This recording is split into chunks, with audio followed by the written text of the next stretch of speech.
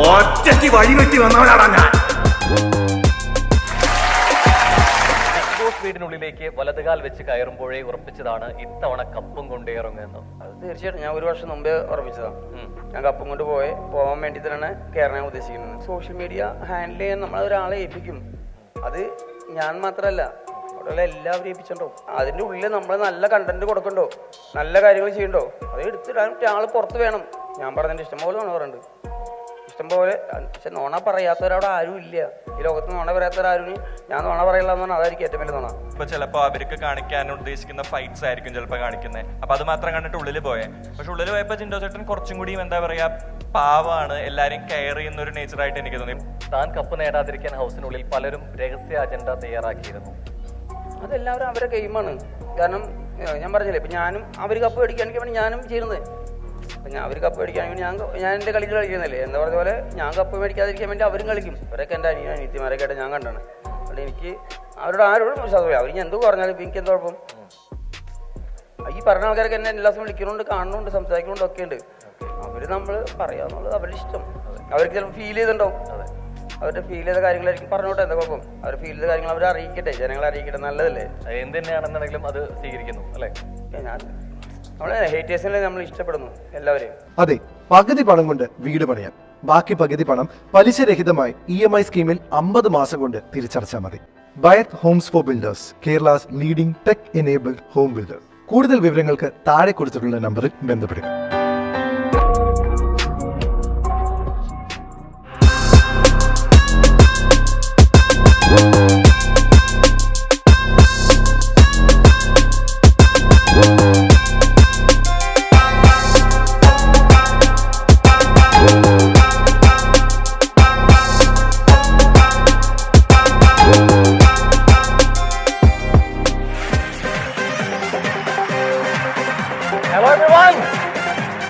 നമസ്കാരം Kalady. Milestone makers presents വൈറ്റ് homes for greet and meet event with big boss winner ജിൻഡോ, powered by sense കേരളയ്ക്ക് എല്ലാവർക്കും സ്വാഗതം. എവിടെ ഒരു എനർജി ഇല്ലല്ലോ.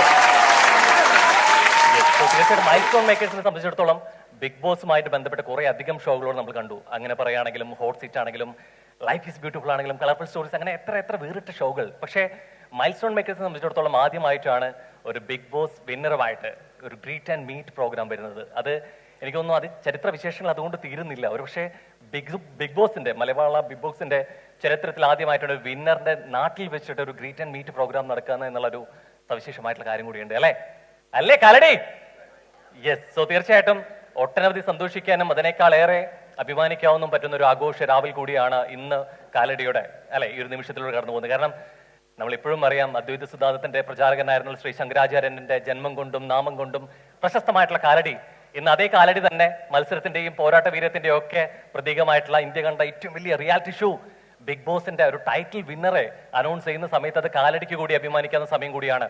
കാരണം മറ്റൊന്നും കൂടിയല്ല, കാലടിയുടെയും മാണിക്കക്കല്ലിന്റെയും പ്രിയ താരം ആ തങ്ക ലിപികളാൽ പേര് എഴുതി ചേർക്കപ്പെടുമ്പോ അത് വലിയൊരു അഭിമാന നിമിഷം കൂടിയായിരുന്നു അല്ലേ.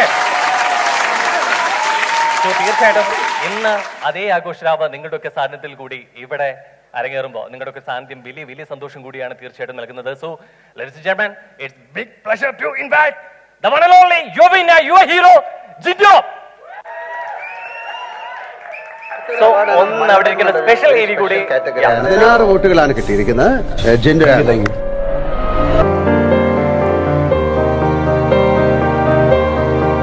അതിനർത്ഥം നിങ്ങളുടെ ഹീറോ തോറ്റെന്നാണ്. തോറ്റുപോയി. ഇപ്പൊ നിങ്ങളുടെ ഹീറോ എന്ത് ചെയ്യുന്നു? Will he give up?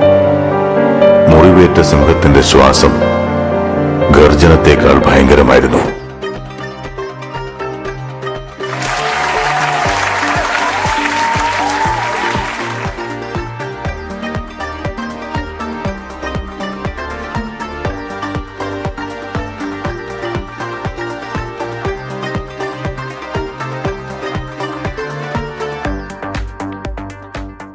ഒറ്റയ്ക്ക് വഴിവെട്ടി വന്നവനാടാ ഞാൻ. ഒറ്റയ്ക്ക് വന്നവനെ കളിയാക്കണം.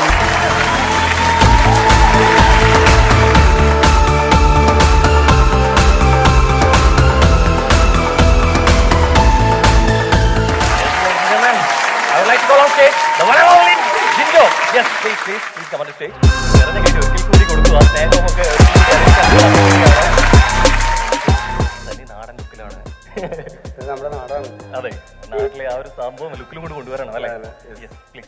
യെസ്, നമസ്കാരം. എനിക്ക് തോന്നുന്നു ജിനു ചേട്ടൻ ഇങ്ങനെ ഒരു വേഷത്തിൽ ഒരു പക്ഷെ അധികം അല്ലെ ആരാധകരും പ്രേക്ഷകരും കണ്ടു കാണില്ല എന്ന് തോന്നുന്നു. ഇത് നാട്ടിലെ ആഘോഷമാണ് അല്ലെ, നാട്ടുകാരും നമുക്ക് പ്രിയപ്പെട്ടവരും ഒക്കെ ഒത്തുകൂടുന്ന ഒരു സദസ്സും കൂടിയാണ് അല്ലെ. അതിന്റെ ഒരു സവിശേഷമായിട്ടുള്ള ഒരു സന്തോഷം തീർച്ചയായിട്ടും മുഖത്തുണ്ട്. തീർച്ചയായിട്ടും ഉണ്ട്. ഒരു പക്ഷേ ഇത്രയേറെ അല്ലെങ്കിൽ സ്വീകരണങ്ങളാണെങ്കിലും അംഗീകാരങ്ങളാണെങ്കിലും ആദരവുകളാണെങ്കിലും അതിനൊക്കെ മേലെ ഇത് തുടങ്ങി വെച്ച സ്വന്തം നാട്ടിൽ വന്ന് വരുന്നു അല്ലെ. അവിടെ നിന്ന് കിട്ടുന്ന വലിയൊരു ആഘോഷരാവിനോളം എനിക്ക് അത്രത്തോളം സന്തോഷം ലഭിക്കുന്ന മറ്റൊന്നും ഉണ്ടാവില്ല എന്ന് തോന്നുന്നു. ആണോ? നമ്മുടെ നാട്ടിൽ കിട്ടുന്ന, ഞാൻ ഏറ്റവും കൂടുതൽ ഇവിടെ വന്നിറങ്ങിയപ്പോൾ എൻ്റെ മാണിക്യമംഗലത്തും കാലടിയിലൊക്കെ കിട്ടിയ സ്വീകരണം എനിക്ക് ഏറ്റവും കൂടുതൽ ഇമ്പോർട്ടൻറ്റ്. പിന്നെ എയർപോർട്ടിലൊക്കെ കിട്ടിയത് അതൊക്കെ നമുക്ക് അവർ സന്തോഷിക്കണമല്ലോ നമ്മുടെ സന്തോഷം. ഉണ്ട്. തീർച്ചയായിട്ടും എനിക്ക് തോന്നുന്നു ഇവിടെ നിന്നൊരു യാത്ര തുടങ്ങുന്ന സമയത്ത് കൃത്യമായിട്ടൊരു ബോധ്യമുണ്ട്. ഞാൻ തിരിച്ചു വരുന്ന സമയത്ത് ഇതിങ്ങനെയായിരിക്കില്ല ഇവിടുത്തെ ഒരു പിക്ചർ എന്നുള്ളത് അല്ലെ. പോകുമ്പോൾ ആരും അറിയാതെ വണ്ടി കയറി പോയ ഒരാളാണ്. തിരിച്ചു വരുന്ന സമയത്ത് ആ പോയ ഒരു ജിൻഡു ആയിട്ടല്ല പിന്നീട് മാണിക്യമംഗലത്തും അടിമാലിക്കാരും കാണാൻ പോകുന്നുള്ളത്. അതുവരെ പ്രിയപ്പെട്ടവരാണ്. കാരണം പലപ്പോഴും ഒരു സീറോ ടു ഹീറോ എന്നുള്ള പരിവേഷം പലപ്പോഴും പറയുമ്പോഴും പോകുന്ന സമയത്ത് അങ്ങനെ ഒരു സീറോ ആയിരുന്നില്ല. കുറേയേറെ വിശേഷണങ്ങളും ടൈറ്റിലുകളും അതിനൊപ്പം തന്നെ ജിൻഡോൻ ഉണ്ടായിരുന്നു എന്നുള്ളത് അല്ലെ നമുക്കൊക്കെ അറിയാവുന്ന ഒരു കാര്യമാണ്. എന്താ പറയുക, മിസ് എറണാകുളമായിട്ടും മിസ് കേരള ആയിട്ടും മിസ് സൗത്ത് ഇന്ത്യ ആയിട്ടും അതുപോലെ തന്നെ കരാട്ട ചാമ്പ്യനായിട്ടും ഫിസിക്കൽ ട്രെയിനറായിട്ടും സെലിബ്രിറ്റി ട്രെയിനറായിട്ടും അങ്ങനെ എത്ര വിശേഷങ്ങൾക്ക് അതീതനാണ് താങ്കൾ. അപ്പോൾ ഒരിക്കലും എങ്കിൽ പോലും എനിക്ക് തോന്നുന്നു ആ ഒരു സീറോ ടു ഹീറോ എന്നുള്ള പരിവേഷത്തിനേക്കാൾ അപ്പുറത്തേക്കായിട്ട് ഇന്ന് ആരും കൊതിക്കുന്ന വേദി, ആ മത്സരവീരത്തിന്റെ പോരാട്ടത്തിന്റെ വേദിയിൽ ആ ഒരു വിജയ കൊടി പാറി നിൽക്കുമ്പോൾ, അതും നാട്ടിൽ വന്ന് നിൽക്കുമ്പോൾ എന്താ നിമിഷത്തിൽ പെട്ടെന്ന് ഓടി മറിഞ്ഞു പോകുന്ന കാര്യങ്ങൾ? എന്താ പറയാ, നമ്മുടെ നാടെന്ന് പറഞ്ഞാൽ എല്ലാ രീതിയിലുള്ള ആൾക്കാരും ഇവിടെ ഉള്ളതാണ്. ഏത് മേഖലയിലും അവർ കത്തുന്നുള്ളത് ഉറപ്പായി. അപ്പം ഞങ്ങൾ എന്ത് സാധനം വന്നാലും പിടിക്കാനുള്ള ആൾക്കാർ ഇവിടെ ഉണ്ടെന്നതിൻ്റെ അർത്ഥം. മാണിക്യമംഗലം കാലടി എന്നൊക്കെ പറഞ്ഞാൽ അങ്ങനെയാണ്. നമ്മൾ അത്ലറ്റ്സും സ്പോർട്സിലൊക്കെ അത്യാവശ്യം ഫുട്ബോളും ക്രിക്കറ്റ് അങ്ങനെയൊക്കെ കൊച്ചു പിള്ളേർ വരെ ചെറുപ്പത്തിലായ മുതൽ എപ്പോഴും കളികളും കാര്യങ്ങളൊക്കെ ആയിട്ട് നടക്കുന്ന ആൾക്കാരാണ്. അപ്പോൾ അവരെന്ത് വളർന്നു വരും, അതിനുള്ള എന്താ പറയുക ഏറ്റവും വലിയൊരു അടിത്തറയാണ് ഞാൻ ഇട്ടുകൊടുത്തത്. അതെ, അതെന്തായാലും എനിക്ക് തോന്നുന്നു ജിൻഡോനെ കുറച്ച് മുമ്പേ ഹൗസിന് പുറത്ത് വന്നിട്ടുള്ള ആൾ നമ്മുടെ ഒപ്പം ജോയിൻ ചെയ്യുന്നുണ്ട്. അഭിഷേക് ബ്രോ, നമസ്കാരം. സോ വലിയൊരു യാത്രക്കിടയിൽ ഇവിടെ വന്നതാണ് അല്ലെ, ഒഴിച്ചുകൂടാൻ പറ്റില്ല എന്നുള്ളതിന്റെ ഒരു പ്രാധാന്യം കൊടുത്തുകൊണ്ട് തന്നെ ശരിക്കും ഈ പുറത്ത് വരുമ്പോഴുള്ള ഒരു ബുദ്ധിമുട്ടിനെ കുറിച്ച് നമ്മൾ ഇപ്പോഴും സംസാരിക്കുന്ന കാര്യമാണ്. കാരണം ഇത്രയും ദിവസങ്ങൾ അതിനകത്ത് അല്ലെ നമ്മൾ എങ്ങനെ ഉണ്ടായിരുന്നു ലൈഫ്, അതിനേക്കാളൊക്കെ മാറിയിട്ടാണ് നിൽക്കുന്നത്. നമ്മൾ കാണാത്ത മുഖങ്ങൾ, സാഹചര്യങ്ങൾ മാറുന്നു. ഭയങ്കര മാനസികമായിട്ടൊരു സമ്മർദ്ദം വരുന്നുണ്ടോ എവിടേക്കോ? അകത്ത് നിന്ന് പുറത്തോട്ട് വരുമ്പോൾ ഈ ഒരു മാറ്റം പ്രകടമാണോ ശരിക്കും? അതെ, നമുക്ക് കുറച്ച് ദിവസം ഇപ്പൊ നമ്മൾ അതിന്ന് പുറത്തു വരുമ്പോ ആ ഒരു എന്താ പറയാ ആ ഒരു ഫീലിൽ തന്നെ ആയിരിക്കും നമ്മള്. പെട്ടെന്ന് നമ്മളൊരു 22 ഡേയ്സ് ഉണ്ടായിരുന്നുള്ളൂ. എങ്കിൽ തന്നെ അതിനകത്ത് നമ്മൾ എല്ലാത്തുനിന്നും ഇപ്പൊ ഫുഡ്, ഇപ്പൊ ജിൻഡോ ചേട്ടൻ പറഞ്ഞ പോലെ ഫുഡിന് ഏറ്റവും പ്രശ്നം വന്ന ആ ഉപ്പില്ലാത്ത വീക്കിൽ വന്ന ഒരാളാണ് ഞാൻ. അപ്പൊ ആ വീക്കിൽ കറക്റ്റ് ആ വീക്കിൽ വന്ന് എനിക്ക് അപ്പൊ തന്നെ എനിക്ക് വീട്ടിൽ പോകണം എന്നുള്ള ഒരു മൈൻഡ് സെറ്റ് ആയിരുന്നു. കാരണം പ്രഷർ നമുക്ക് ഡൗൺ ആവും, ഉപ്പില്ല, പിന്നെ സ്ലീപ്പ് കറക്റ്റ് അല്ല, പിന്നെ എവിടെ നോക്കിയാലും നമ്മളെ കുറിച്ച് കുറ്റം പറയുന്ന ആൾക്കാർ മാത്രം. അങ്ങനെ ഒരു അറ്റ്മോസ്ഫിയറിൽ നിൽക്കാന്ന് വെച്ചാൽ അത്ര മൈൻഡിന് അത്ര സ്ട്രെങ്ത് ഉണ്ടെങ്കിലേ പറ്റുള്ളൂ. അഭിഷേകനെ മിക്കപ്പോഴും എന്നോട് ഒന്ന് ചോദിക്കണേ, കാരണം ഞാനവിടെ ചായ എന്തായാലും ഞാൻ ഉണ്ടാക്കും. ആര് പറഞ്ഞാലും ചായ ഉണ്ടാക്കും. ഒരു എടാ പാലില്ല നീ പോണെന്ന് പറയും, ഞാൻ ചായ ഉണ്ടാക്കും. അപ്പൊ അഭിഷേകം ഒന്ന് പറയും പിന്നെ ചേട്ടാ ചായ പിന്നെ ദോശ ഒളിപ്പിച്ച് വെച്ച് തിന്നാറുണ്ട്. ചപ്പാത്തി എടുത്തിട്ട് പാന്റിന്റെ മുകളിലുണ്ട്. എനിക്ക് അഭിഷേകനോട് ചോദിച്ചോട്ടെ, ജിൻഡോ ചേട്ടൻ ഇവിടെ ഇരിക്കുന്നുണ്ട്, ശരിക്കും ഹൗസിനകത്ത് പ്രശ്നക്കാരനായിരുന്നോ? ഒരിക്കലും അല്ല, പ്രശ്നക്കാരനല്ല. ആളൊരു പാവായിരുന്നു എന്നാണ് എന്റെ ഒരു ഇത് ഉണ്ട്. അതെ അതെ. ഏതെങ്കിലും മൊമെന്റില് ജിൻഡോ ചേട്ടൻ കപ്പടിക്കുമെന്ന് എപ്പോഴാണ് ശരിക്കും അങ്ങനെ ഒരു തോന്നല് ഉണ്ടായിരുന്നോ ഏതെങ്കിലും? കാരണം ഞാൻ വൈൽഡ് കാർഡ് ആയിട്ടാ കയറി. അപ്പൊ നമുക്ക് പുറത്ത് എങ്ങനെയാണ് ഓഡിയൻസിന്റെ റെസ്പോൺസ് ഓൾറെഡി അറിയാം. അന്നും ജിൻഡോ ചേട്ടനായിരുന്നു ചർച്ചാ വിഷയം. കയറിയപ്പോഴും ആയിരുന്നു, ഇറങ്ങിയപ്പോഴും അതെ, വിൻ ചെയ്തപ്പോഴും അതെ. ഈ പോകുന്നതിന് മുമ്പ് വൈറ്റ് കാർഡ് എൻട്രിയിൽ കയറിയ ഒരാളാണ് അല്ലെ. അപ്പൊ എങ്ങനെയാണ് അദ്ദേഹം അവിടെ എന്നുള്ളതിനെ പുറത്ത് നിന്ന് കണ്ടൊരു പ്രേക്ഷകൻ കൂടിയാണ്. കണ്ടസ്റ്റേഷന് അപ്പുറത്തേക്ക് ഒരു പ്രേക്ഷകനായിട്ട് കൂടി കണ്ടിട്ടുണ്ട്. എന്നിട്ടാണ് അകത്ത് പോകുന്നത്. നമ്മൾ പലപ്പോഴും ഈ പുറം കാഴ്ചകളുള്ള പോലെയല്ല ഈ അകത്ത് വ്യക്തികൾ മാറും, സാഹചര്യങ്ങൾ മാറും അല്ലെ. ഈ അത്തരത്തിൽ പുറത്തെ കണ്ട ഒരു ജിൻഡോ ചേട്ടനെ അകത്ത് വന്ന് കണ്ട ഒരു പ്രധാന വ്യത്യാസം ഉണ്ടായിരുന്നു ശരിക്കും. പുറത്തുനിന്ന് നമ്മളിപ്പോ കാണുമ്പോൾ ചിലപ്പോൾ 1 ഹവറിന്റെ ഒരു എപ്പിസോഡായിരിക്കും കാണുന്നത്. അതിലെ മെയിൻ ആയിട്ട് ഇപ്പൊ ചിലപ്പോൾ അവർക്ക് കാണിക്കാൻ ഉദ്ദേശിക്കുന്ന ഫൈറ്റ്സ് ആയിരിക്കും ചിലപ്പോൾ കാണിക്കുന്നത്. അപ്പൊ അത് മാത്രം കണ്ടിട്ട് ഉള്ളിൽ പോയെ. പക്ഷെ ഉള്ളിൽ പോയപ്പോ ജിൻഡോ ചേട്ടൻ കുറച്ചും കൂടി എന്താ പറയാ പാവാണ്, എല്ലാരും കെയർ ചെയ്യുന്ന ഒരു നേച്ചറായിട്ട് എനിക്ക് തോന്നി. ഇപ്പൊ ഞാൻ തന്നെ ജിൻഡോ ചേട്ടൻ ഓർമ്മയുണ്ടോന്ന് അറിയില്ല, ചില ടാസ്കിലൊക്കെ ഇതായിട്ട് വിഷമിച്ചിരിക്കുമ്പോൾ ജിൻഡോ ചേട്ടൻ പറയും നീ ഇതിങ്ങനെ ചെയ്യണം, ഇതിങ്ങനെ കളിച്ചാൽ നമുക്ക് ഇങ്ങനെ ജയിക്കാം. അങ്ങനെ നമുക്ക് ഐഡിയാസ് പറഞ്ഞു തരുന്നത് ജിൻഡോ ചേട്ടനാണ്. ആൾക്ക് അത് അറിയാം. ഇപ്പൊ ഒരു ബോളിന്റെ ഗെയിം ആണെങ്കിൽ ഇത് എങ്ങനെ ചെയ്യണം, നീ വിഷമിച്ചിരിക്കണ്ട. പിന്നെ ഞാൻ പോകുന്ന വീക്കിൽ ഞാൻ എന്റെ കപ്പൊക്കെ എടുത്ത് ബാഗിൽ വെച്ചിട്ട് ഞാൻ പോവാ ചേട്ടാ ജിൻഡോ ചേട്ടാ എന്ന് പറഞ്ഞപ്പോ ഏയ് നീ അങ്ങനെ പറയല്ലേ. അങ്ങനെ ഭയങ്കര ഒരു സപ്പോർട്ട് തരുന്ന ഒരു ക്യാരക്ടർ ഉണ്ട് ജിൻഡോ ചേട്ടൻ എപ്പോഴും.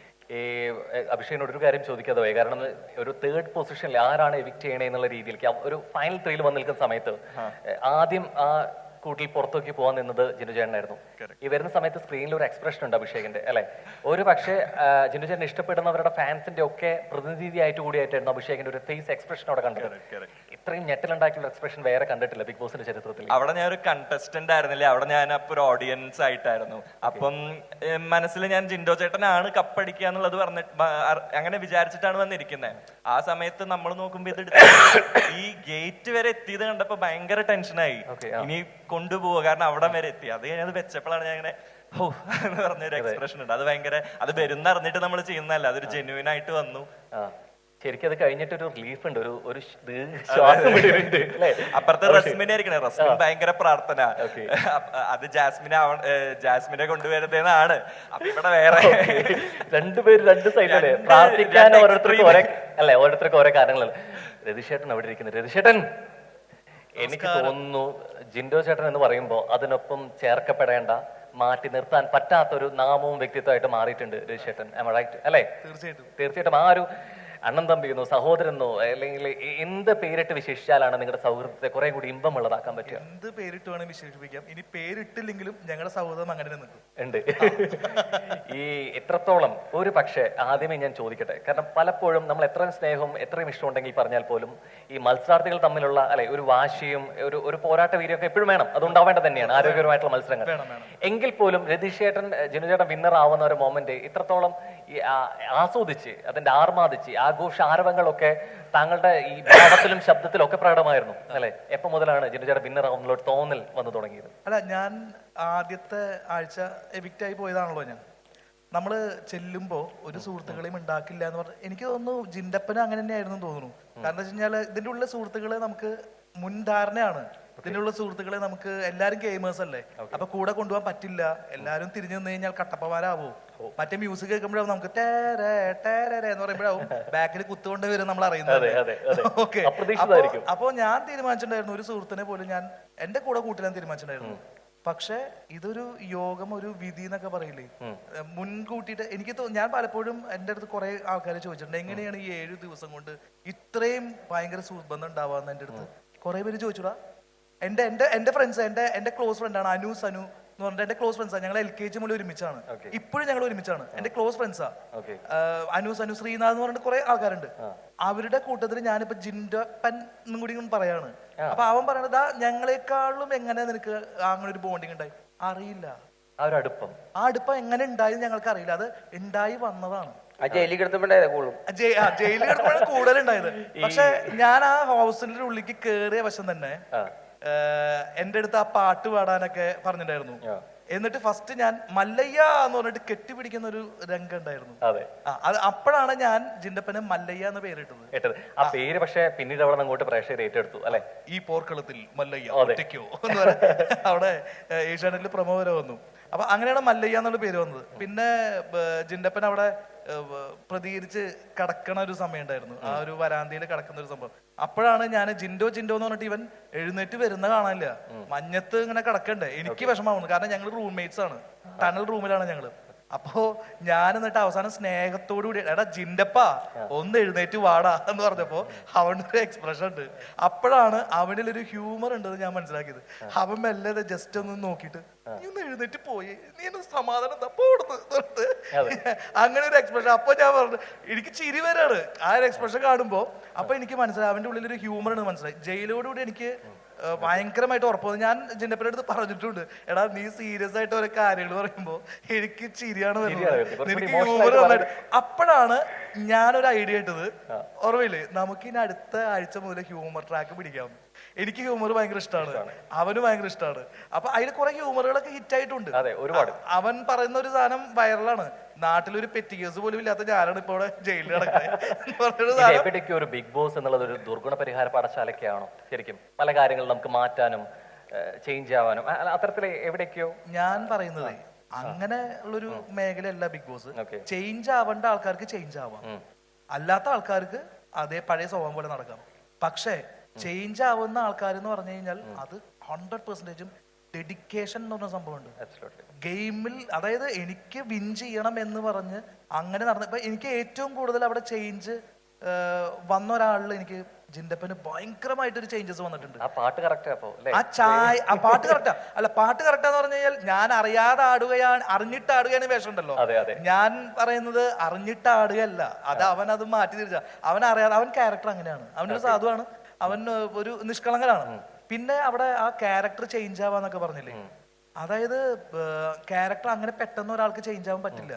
നമ്മൾ എത്ര നോക്കി കഴിഞ്ഞാലും നമുക്ക് അഭിനയിക്കാൻ പറ്റും. 21 ദിവസമാണ് അഭിനയിച്ച് നിൽക്കാൻ പറ്റുള്ളൂ എന്നാണ് എന്റെ അറിവ്. പക്ഷെ അതിന്റെ ഉള്ളിൽ 21 ദിവസം പോയിട്ട് ഒരു ദിവസം വരെ അഭിനയിച്ച് നിൽക്കാൻ പറ്റില്ല. അപ്പൊ അങ്ങനെ ഇരിക്കുമ്പോ ജിൻഡപ്പന്റെ ഇതില് ശരിക്കും പറഞ്ഞാൽ അവൻ ജീവിതത്തിൽ എങ്ങനെയാണോ അത് തന്നെയാണ് അവിടെ. എല്ലാവർക്കും ഉപകാരം ചെയ്യുന്ന ഒരാള്, എല്ലാവരോടും നല്ല രീതിയിൽ സംസാരിക്കുന്ന ഒരാള്. പിന്നെ എങ്ങനെയൊക്കെ ഞങ്ങൾ രണ്ടുപേരുടെ ക്യാരക്ടർ ഒരേപോലെയാണ്. ഞാനും അതെ, ഈ തളർന്നു കിടക്കുന്ന ആൾക്കാരായിട്ട് ഞാൻ ഗെയിം കളിക്കാൻ പോകാറില്ല. ഒരാഴ്ചത്തെ കണ്ടതാണല്ലോ തളർന്നു കിടക്കുന്ന ആൾക്കാരുടെ അടുത്ത് ഞാനത് ഗെയിം കളിക്കാൻ പോകാറില്ല. ഞാൻ അവരെ മോട്ടിവേറ്റ് ചെയ്ത് ഞാനും എടുക്കാറുണ്ട്.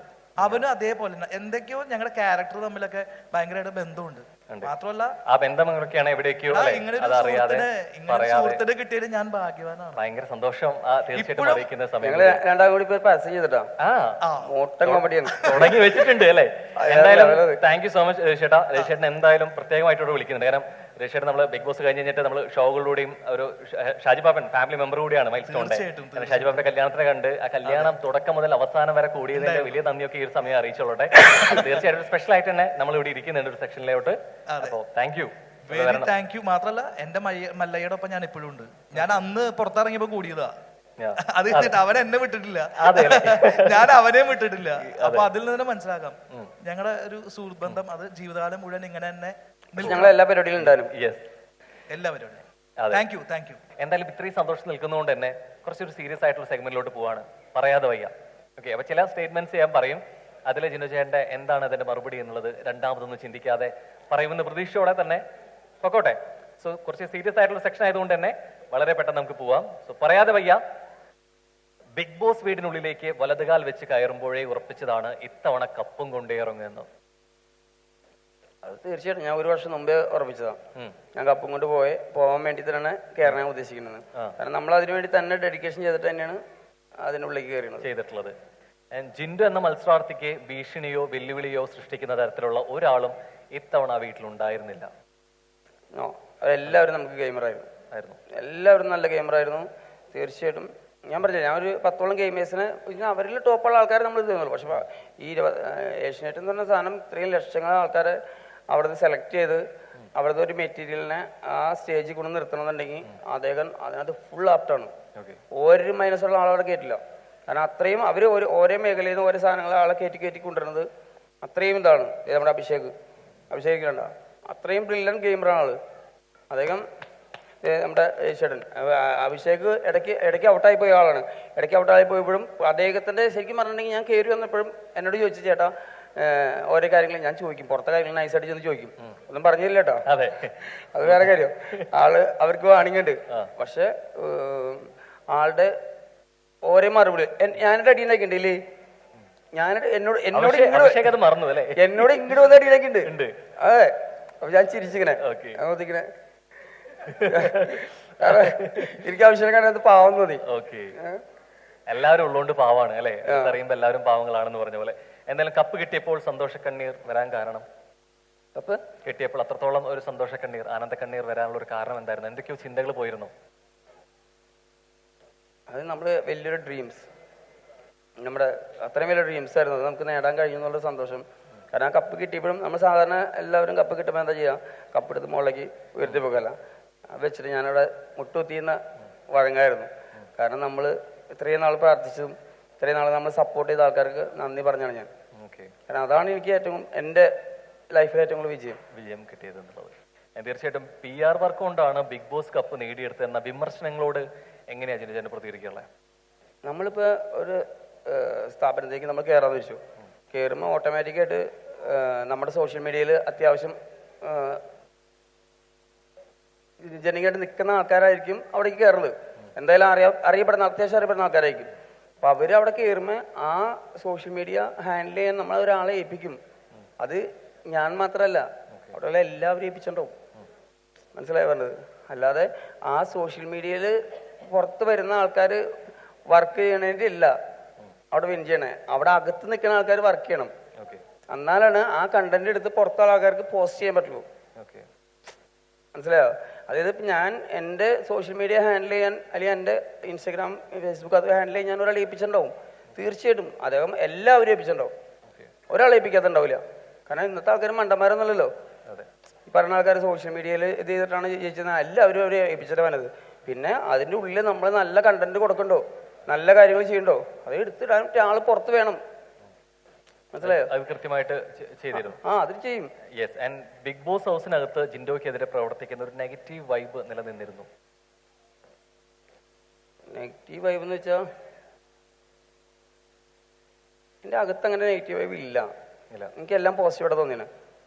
കാരണം ഞാൻ കുറച്ച് നാളെ എനിക്കവിടെ പിടിച്ചേക്കാൻ ഒരു ബുദ്ധിമുട്ടായിരുന്നു. പിന്നെ എനിക്ക് ആ സത്യം പറഞ്ഞാൽ ആ വീട്ടിൽ നിന്ന് പോരണ നിമിഷം എന്ന് പറഞ്ഞിട്ടുണ്ടെങ്കിൽ നമ്മുടെ വീടൊക്കെ ജപ്തി ചെയ്ത് പോലെ ജപ്തി ചെയ്തിട്ട് നമ്മളെ വീട്ടിൽ നിന്ന് പടിയിറക്കി വിടൂലേ, ആ ഒരു ഫീലായിരുന്നു സത്യം പറഞ്ഞാൽ. അവിടുന്ന് പിന്നെ പോകാനൊന്നുമില്ല ആ അവസ്ഥയാവും. കാരണം ആ വീടായിട്ട് ഭയങ്കര അറ്റാച്ച്ഡ് ആവും നമ്മൾ. കാരണം ആരോടും സംസാരിക്കില്ല, കിടക്കണ ആ ഓരോ മൂലകളും നമുക്ക് ഭയങ്കര ഓർമ്മയാണ്. കഴിഞ്ഞ ദിവസം അത് പൊളിക്കുന്ന വീഡിയോ കണ്ടപ്പോൾ ഞാൻ പെട്ടെന്ന് ഓഫ് ചെയ്തത്. കാണാൻ പറ്റില്ല അത്. താൻ കപ്പ് നേടാതിരിക്കാൻ ഹൗസിനുള്ളിൽ പലരും രഹസ്യ അജണ്ട തയ്യാറാക്കിയിരുന്നു. അതെല്ലാവരും അവരെ ഗെയിമാണ്. കാരണം ഞാൻ പറഞ്ഞില്ലേ, ഇപ്പം ഞാനും അവർ കപ്പ് മേടിക്കാണെങ്കിൽ വേണ്ടി ഞാനും ചെയ്യുന്നത്. അപ്പം അവർ കപ്പ് മേടിക്കുകയാണെങ്കിൽ ഞാൻ എൻ്റെ കളികൾ കളിക്കുന്നതല്ലേ. എന്താ പറഞ്ഞ പോലെ ഞാൻ കപ്പ് മേടിക്കാതിരിക്കാൻ വേണ്ടി അവരും കളിക്കും.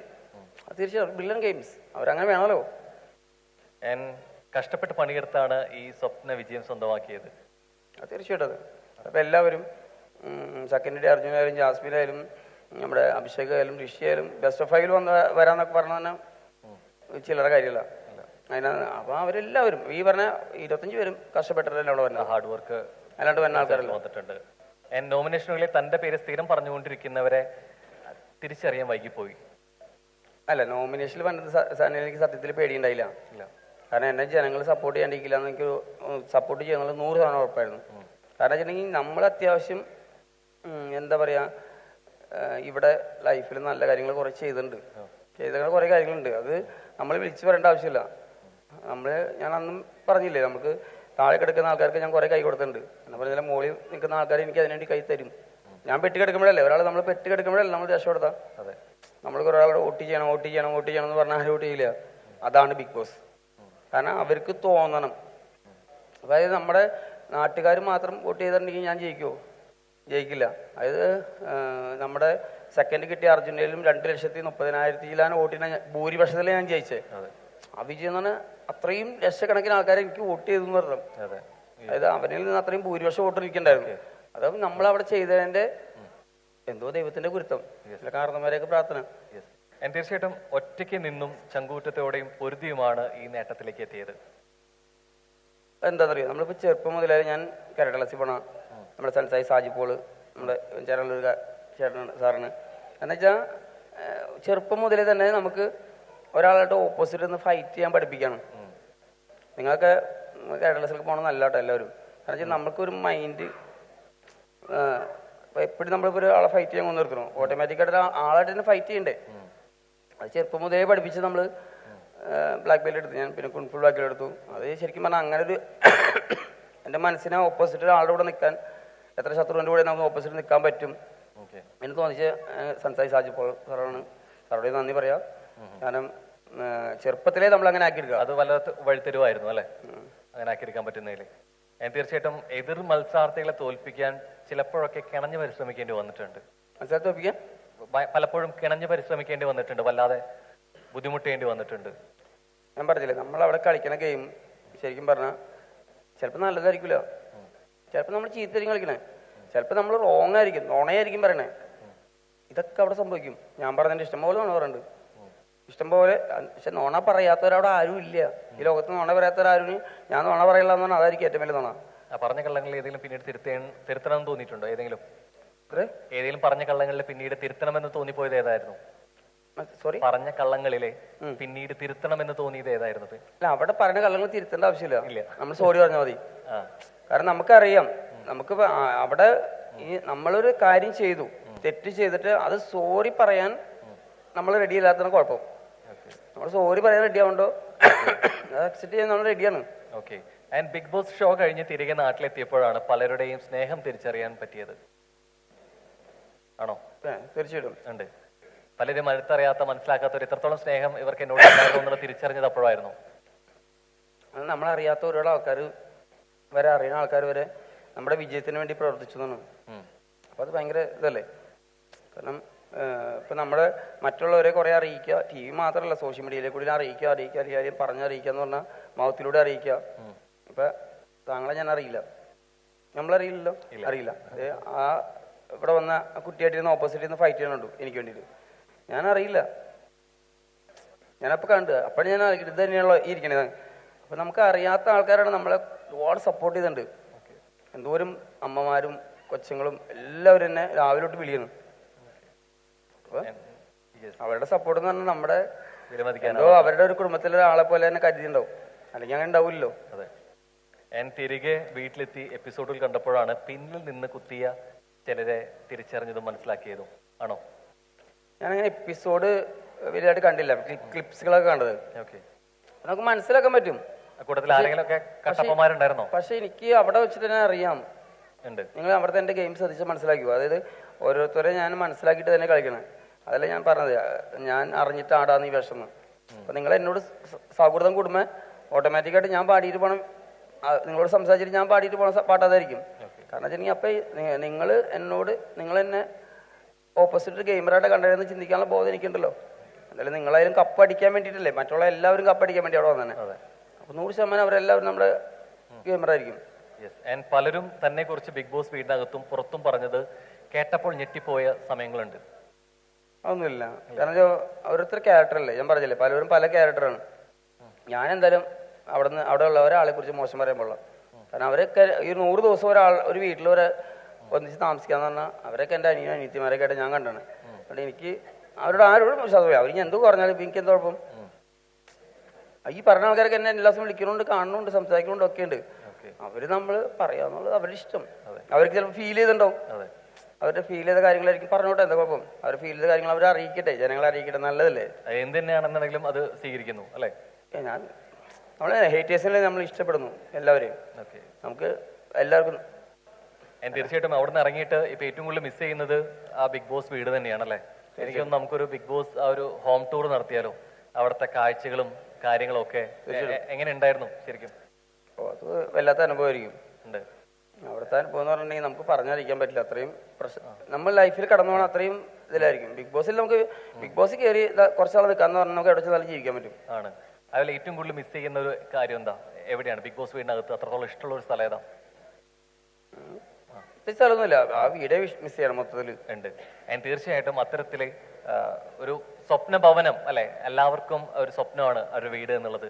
അത്തരത്തിൽ സ്വപ്നം കാണുന്നവർക്ക് വീട് വെക്കാൻ കൂടിയിട്ടാണ് ഇന്നത്തെ നമ്മുടെ ടൈറ്റിൽ സ്പോൺസർ കൂടിയായിട്ടുള്ള ബൈറ്റ് ഹോംസ് ഫോർ അതിനൊരു വലിയൊരു അവസരം കൂടി ഒരുക്കുകയാണ്. കാരണം നമുക്ക് പലപ്പോഴും നമ്മുടെ ഇഷ്ടഭവനങ്ങൾ നിർമ്മിക്കാൻ വേണ്ടിയിട്ട് പലപ്പോഴും നമ്മൾ വേണ്ടത്ര തുക ഉണ്ടായിരിക്കില്ല. അപ്പൊ പകുതി പൈസ കൊണ്ട് നിങ്ങൾക്ക് ഇഷ്ടപ്പെട്ട ഭവനം നിങ്ങൾക്ക് നിർമ്മിക്കാൻ പറ്റും.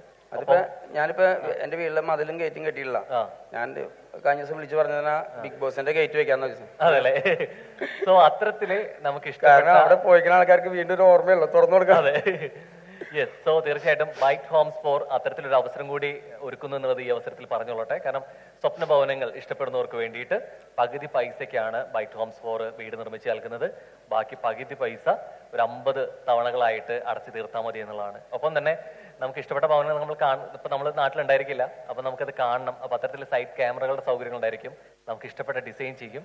ഒപ്പം തന്നെ പകുതി പൈസ 50 തവണകളായിട്ട് അടയ്ക്കുമ്പോൾ അതിൽ 20% കൂടി സബ്സിഡി ആയിട്ട് ആക്കുന്നുള്ളതാണ്. അപ്പോൾ അതുകൂടി ഈ നല്ല അവസരത്തിൽ അറിയിക്കുകയാണ്. അപ്പൊ അത്തരത്തിലെ ആർക്കെങ്കിലും സ്വപ്ന ഭവനങ്ങൾക്ക് നിർമ്മിക്കണമെങ്കിൽ ബൈറ്റ് ഹോംസ് ഫോറിനെ കൂടി സമീപിക്കുക എന്നുള്ളതാണ് അല്ലെ. ഹാപ്പി ബർത്ത്ഡേ ഒരുമിച്ച് എല്ലാവരും കൂടെ. Happy birthday to you happy birthday dear അമ്മ